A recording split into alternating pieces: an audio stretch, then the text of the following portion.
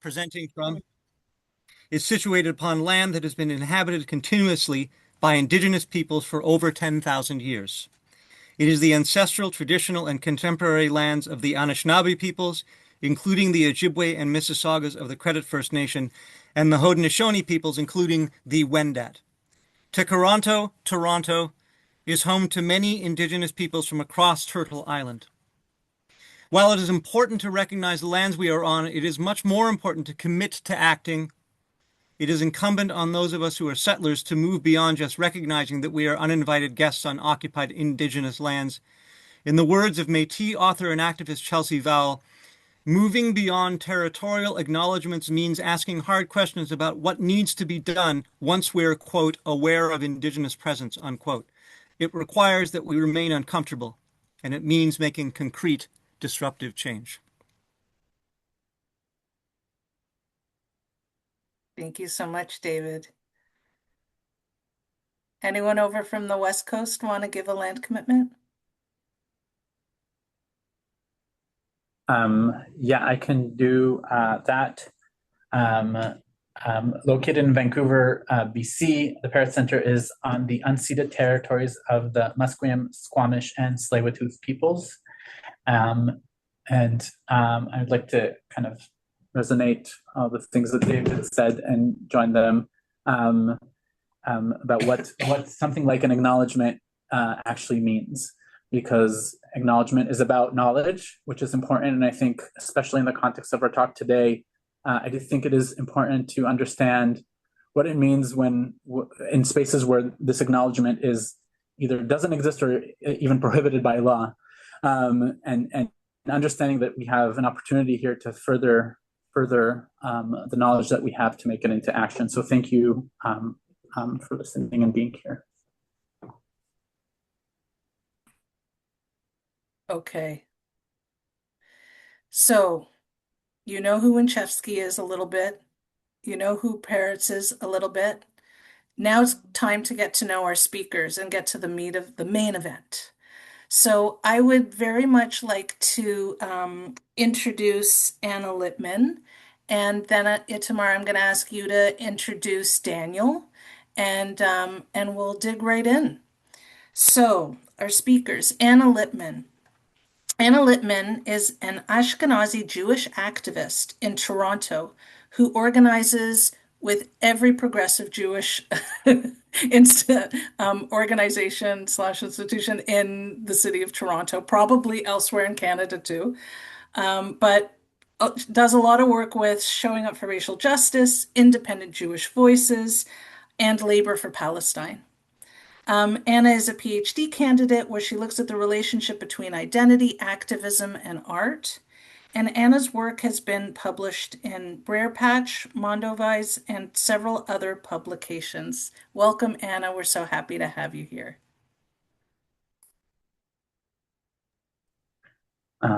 Thank you and welcome, Anna. I'd like to introduce, it's a pleasure and an honor for me to introduce Daniel Roth, who's a dear, dear friend of many years now.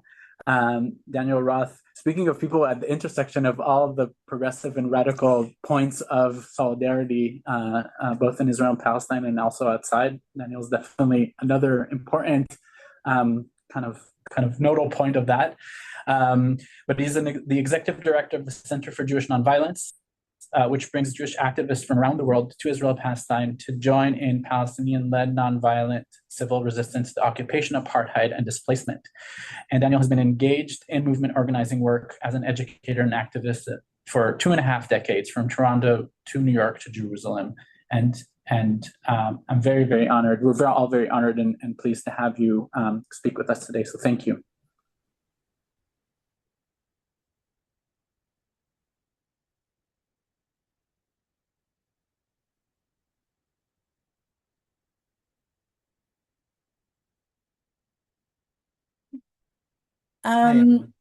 Take it away, Daniel and Anna.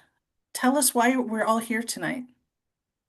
Hey everyone, I'm Daniel. I am above all things jet lagged right now. I just landed back from Israel, Palestine after a month there on the ground with an incredible group of organizers from around the world. We're about, there are 16 organizers from, I think, 10 countries representing uh, uh, like a dozen different organizations doing incredible work for justice um and so if I ramble, it's because it's like 3 or 4 a.m. in my body right now. So apologies. I'm gonna share screen or attempt to and introduce the Center for Jewish Nonviolence, just a sort of brief background on who we are and what we do, and then pass it over to Anna to give some more context as to what's happening on the ground. Um, let's see if I can successfully do this. Great. I'm gonna turn this into slideshow mode. Okay, so the Center for Jewish Nonviolence was founded 10 years ago. We just turned 10 this year. And we are Jews working alongside Palestinians for collective liberation from all over the world. We're organizers in deep relationship with our Palestinian, Israeli, and international movement partners.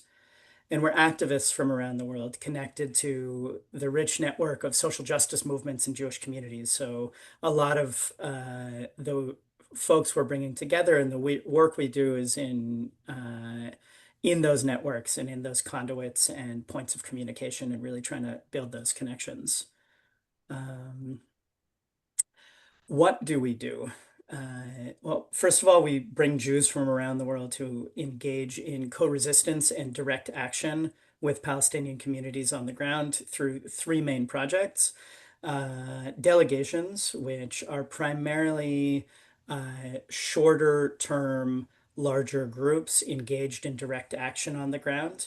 What I just came back from was the first time we had ever done something specifically like this that was that was built around gathering organizers and leaders from around the world into conversation with one another and with our partners on the ground.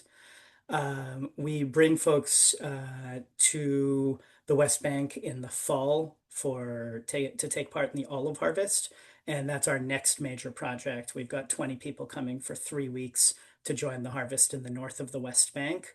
And we bring folks for 3 months of sustained solidarity presence in Masafer Yatta in the south of the West Bank for Hinenu. And this has been happening for the last 5 years and has been an important part of strengthening the movement in that area. And Anna can speak personally to that as well as many other of these experiences. Anna has been with us on the ground multiple times in the last 2.5 years, including for Hinenu. So those are the main things we do. We also support our participants in bringing the work back with them, taking the action home, telling their stories to their communities, writing about it, and bringing those experiences into the movement spaces that folks are a part of.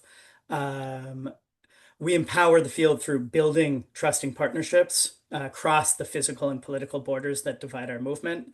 I think one of the superpowers we have is in sort of breaking down those barriers through the shared experiences that people have on the ground in Palestinian-led direct action. And more in recent years, we've also been moving material support to communities in need. So the communities we're in partnership with. And for example, right now we have an ongoing fundraiser for the communities of Masafer Yatta and a few other projects like that happening at any given time. Why do we do all this?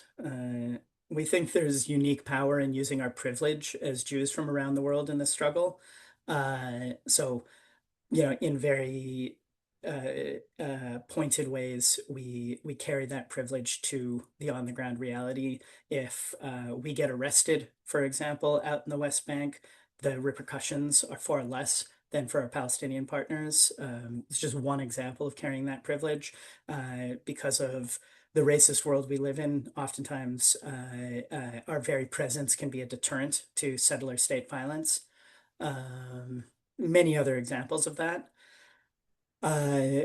We are trying to create space for co-resistance that shifts material realities on the ground and strengthens our movements around the world. Our Jewish traditions compel us to stand for justice and act in solidarity with Palestinians facing settler state violence. And we more and more, as our relationships build over these years, we have deep friendships with our partners, and we're committed to a better future for them and for us and for everyone. And that's really just about the relationships and deep core friendships that we hold.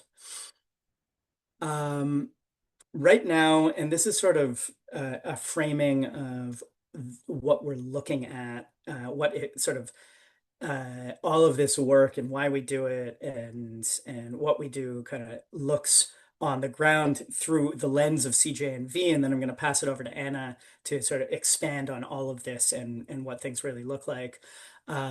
So first of all, we're seeing settlers with state support terrorizing and displacing Palestinian communities across the West Bank. I think at latest count, there were approximately 80 communities displaced or at risk. There's massive ethnic cleansing. And we see land theft across the West Bank. We're seeing the total destruction of Gaza. Permits and work opportunities have been entirely shut down for Palestinians across the West Bank. This has caused just a massive economic crisis for communities there. And so those first 4 points are sort of looking at the situation on the ground. And, we see soldiers or settlers who are deputized as soldiers now across the West Bank. We see land theft. We see total destruction. We see economic destruction. And these last 2 points are sort of more about the global movement context. Jewish communities are more polarized on Israel-Palestine than ever before, I think. This is both a reality and an opportunity.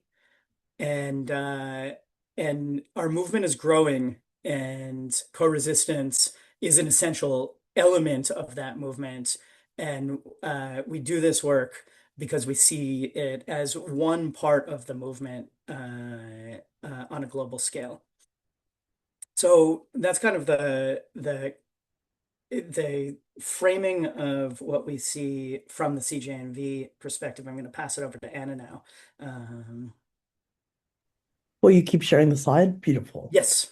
So now that Daniel's given you a bit of context about what CJNV does and why it does it, I just want to situate you a bit to sort of the area, what the West Bank looks like and how life is like there. So, this is a map of Israel-Palestine here. We could see Gaza right there on the other border, and then on the opposite side is the West Bank. So East Jerusalem and the Israeli side of Jerusalem are also quite close to the West Bank as well. And then all of this white here is Israel. So the West Bank itself is actually divided into 3 different areas of control.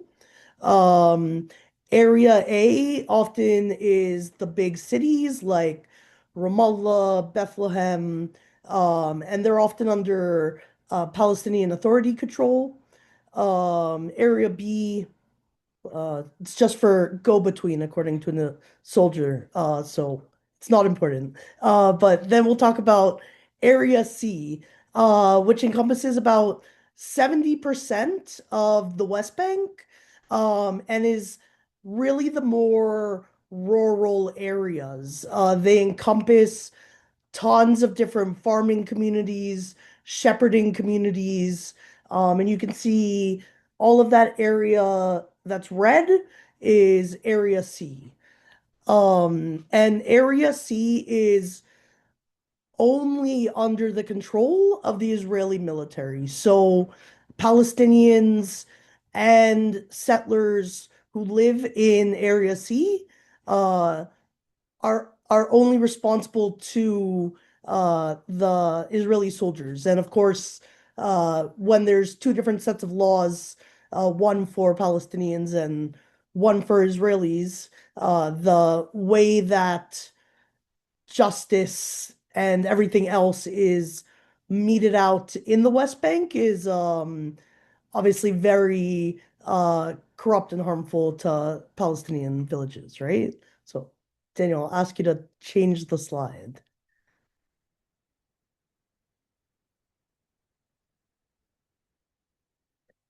We're getting close. All right. So the map on my left is again the West Bank, but these yellow parts are areas where settlers, deemed illegal by the United Nations, by the ICJ, have been able to set up these communities. Oftentimes to take Palestinian land, to scare Palestinians out of neighboring villages, and to move them into the larger cities in Area A. So, in addition to there not being work in the West Bank, in addition to settler violence, that makes it really hard to do things like go out to your olive grove or take your sheep out to eat. There's also checkpoints set up almost everywhere in the West Bank. So movement is extremely restricted, and it's only gotten worse since October 7th. So an example of this is, CJNV has lots of movement partners in the south of the West Bank, and some of the olive harvest partners are in the north of the West Bank. Um, Daniel, me, other CJNV folks can drive up and down between them if it's safe. And it really doesn't take that long. But the CJNV partners have actually never met each other because they're restricted from even traveling from one side of the West Bank to the other. And people never know when checkpoints are going to close, and when someone is going to be there to do something. So, imagine if your, say, grandfather has a, heart attack and you need to rush him to the hospital, and then the gate to get there is closed. So not only does it really, really restrict movement, but it really just restricts every aspect of life, right? So the next little map you see here is a zoomed in uh, piece of the West Bank at the bottom there, the South Hebron Hills, which I recently spent 3 months in. So the South Hebron Hills, it's just this really both sad and beautiful case study of what is happening all over in the West Bank, because the villages that live in this area, all of them are under demolition orders, and some of them are under they're living in a firing zone because the army needs that area to practice military drills.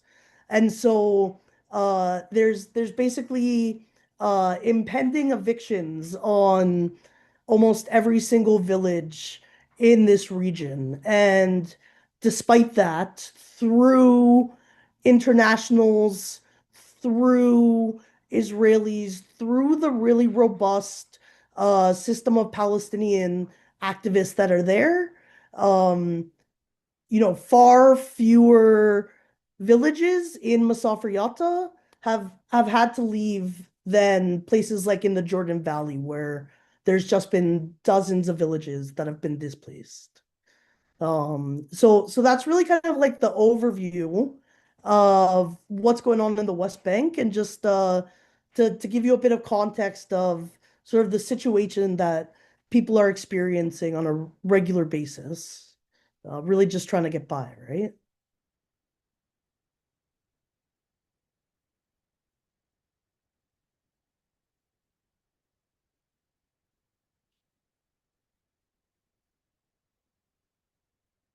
Should we do some questions or?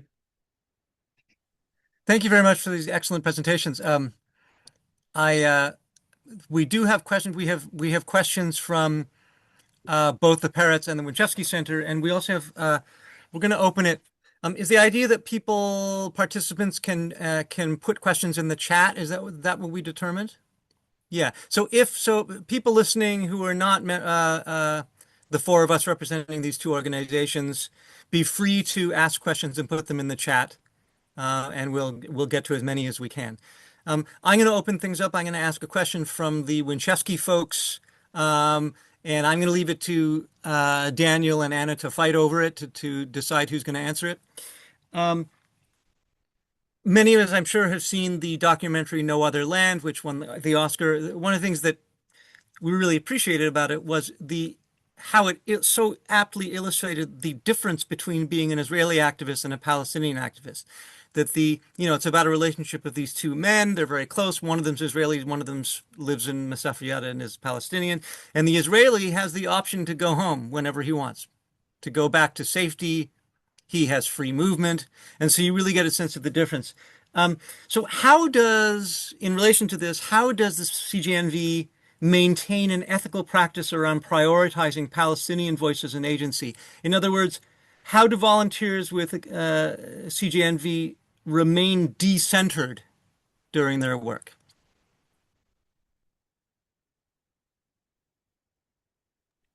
Daniel, do you want to start and I'll finish? Sure. Yeah.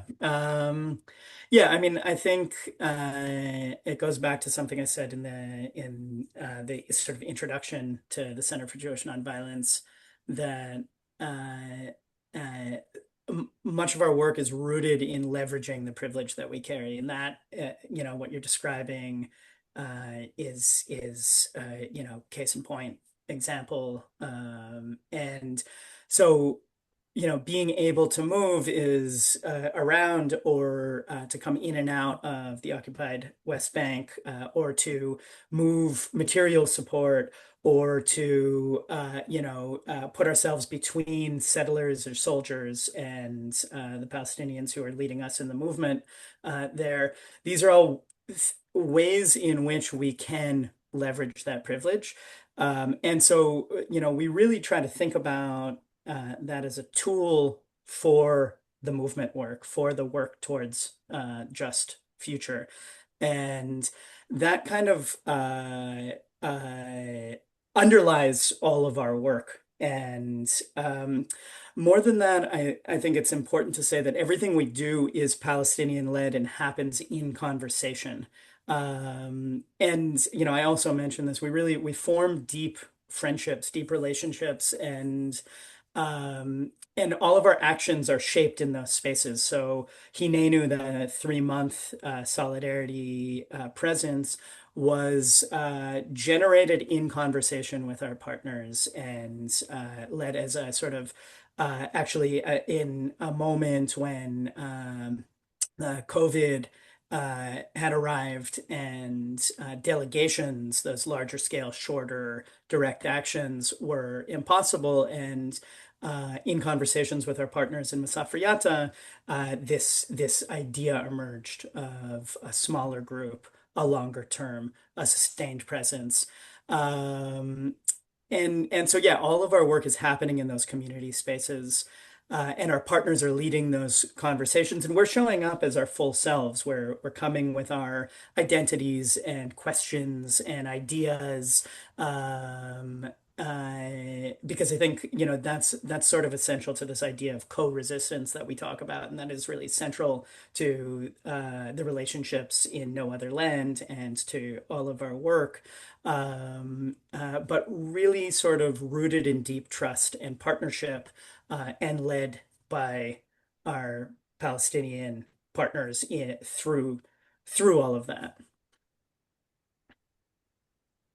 Yeah, and I think the emphasis on the relationships that CJNV has is something that really can't be spoken about enough, right? Because they're really they have created this space where, me, just by saying I'm with CJNV, I have now entered into this relationship where these Palestinians that I'd never met before have welcomed me into their village, have decided to trust me, and also are hopeful and understanding that, I will be there following their leadership, right? And, I think why the relationships really bring that out is because it's this really, beautiful sort of two-way accountability where um you know partners can come back and complain to Daniel and say, why don't you send us more people, or anything, and when I was in last summer, the mayor came up to our group and was like, hey guys, do you have any feedback for us on like what you think we could be doing? And really just having that trust and that openness and that honesty, to be able to, again, like bring our full selves, not only in the really fun and really happy moments, but also in the really terrifying moments and in the really difficult moments, right? And be able to have that mutual understanding of how to sort of move forward. Amazing. I didn't want to give you the guys the impression that was in some way attacking you. And obviously, you guys are doing incredible work. I just want to say that it's just an interesting question about centering and decentering, and in all Jewish activism. I think it's really important. But those are fulsome and substantive answers. Thank you. I want to direct a question that from the Peretz people. It's a very simple question. What is the most significant obstacle to deepening Jewish-Palestinian solidarity right now? The one question I was baffled by. I think Oh, you saw these in advance. That's right. I think that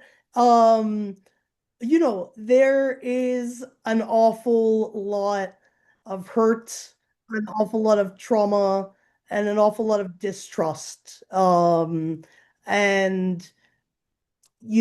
think after Auda El Hatlin's death on July 28th, a key activist in Masafer Yatta, talking to some other folks there, just hearing them say, these dedicated nonviolent activists, like, how can I be neighbors with someone who shot my best friend, And um, there are sentiments like that, I think, on both sides, right? And it's I think one of the amazing things about what CJNV does is that for myself, I had never been to the West Bank, had never met a Palestinian who lived in Palestine, whether or not I actually met them,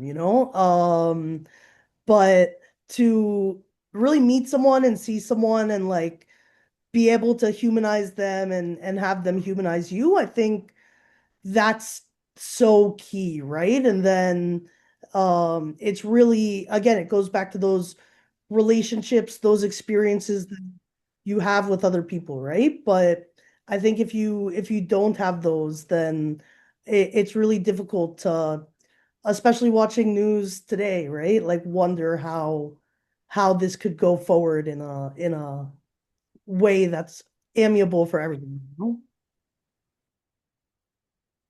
Do you have anything to add, Daniel?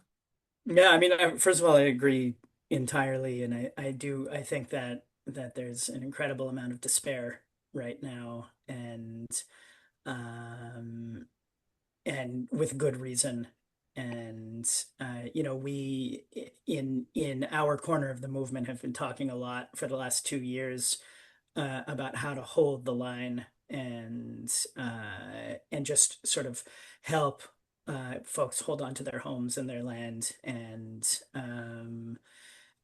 just sort of maintain and now we're beginning in these conversations with our partners to think about how to push that line forward again through direct action and sort of mass organizing and global connected organizing and things like this.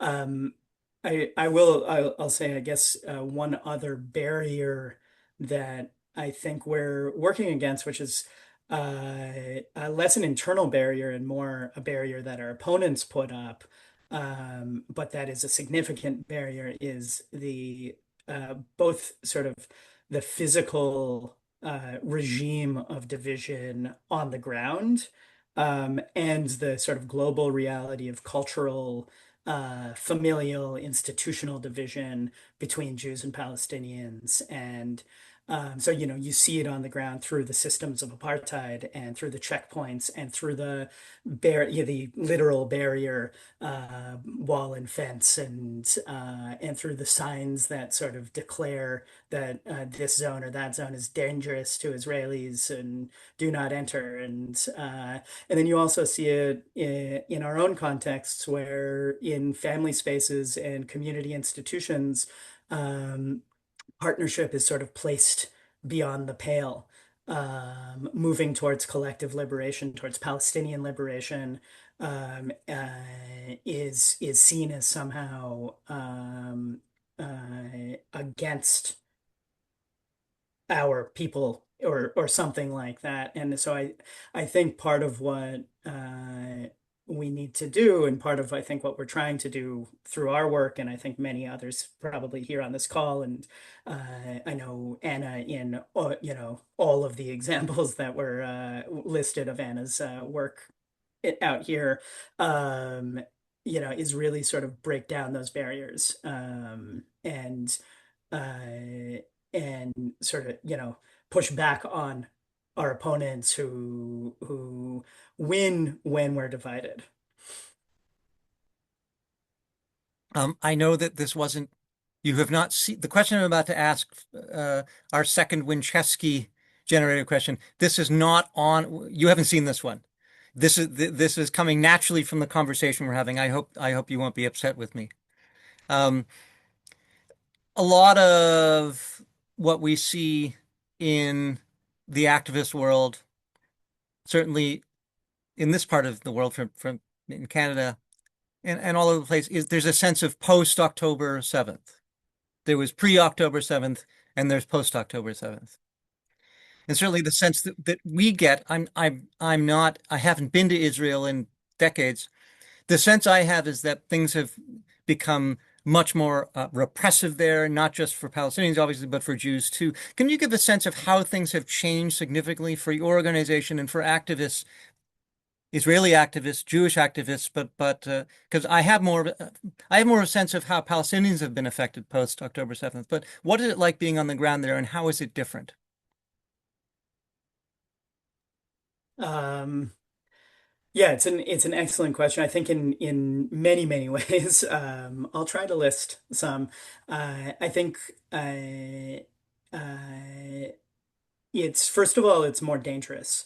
It's I think, or at least the sense is more dangerous, but it feels more dangerous. It feels like the immediately after October 7th, and again, really in the last month since the murder of Auda Atalin,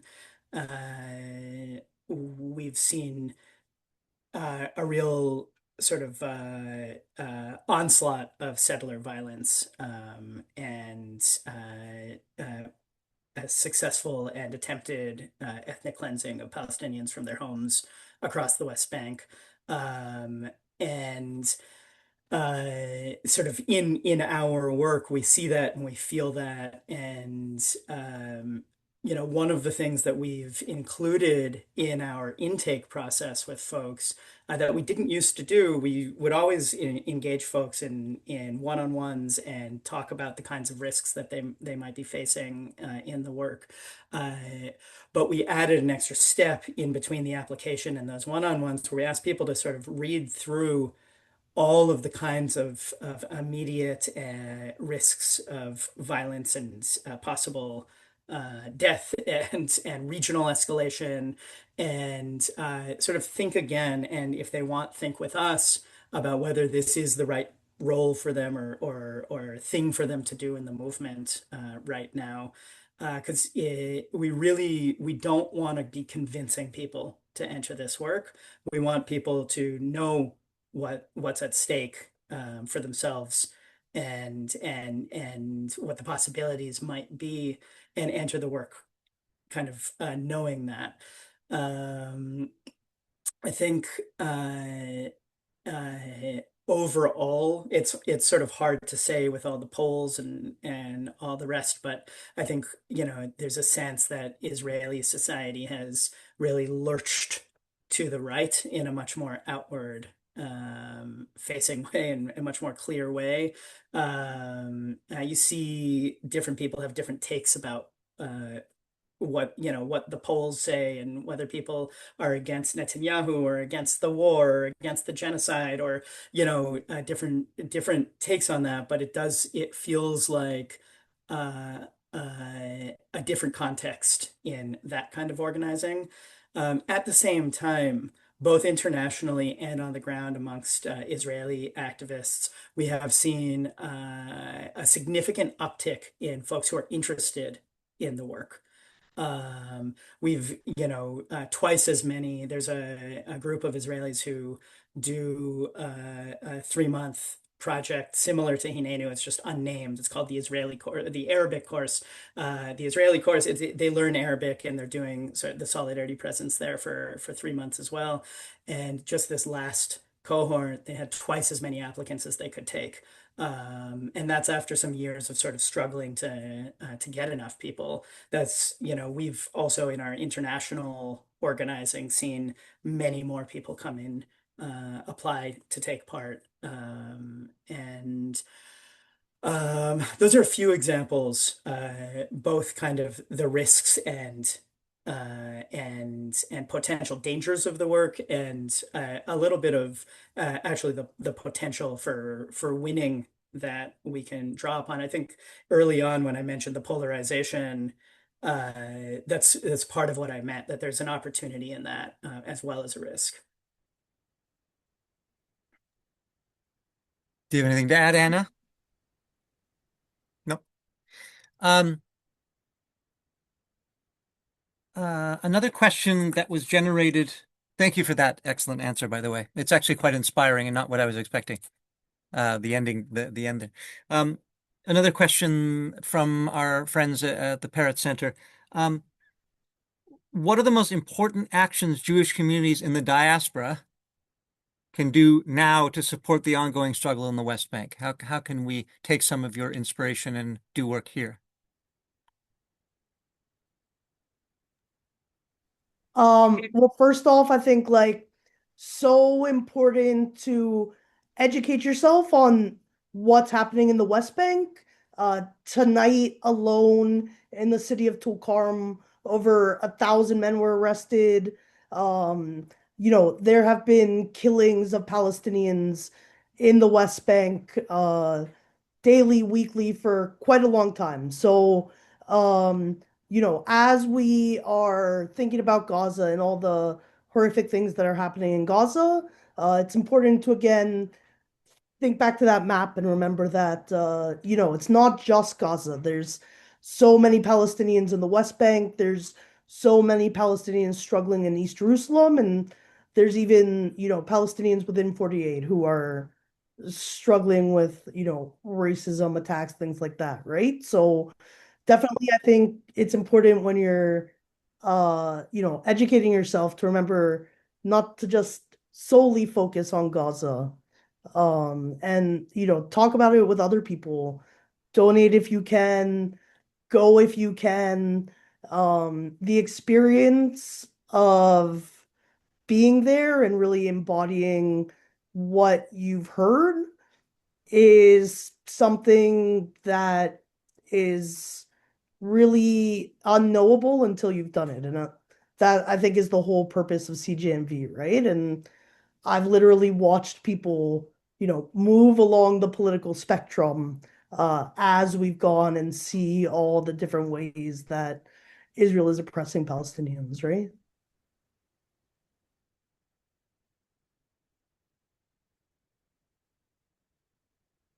Daniel, what would you say to us in terms of how we can be activists in a diasporic setting? What's Um, something? yeah, I think first of all, I agree. Join us on the ground.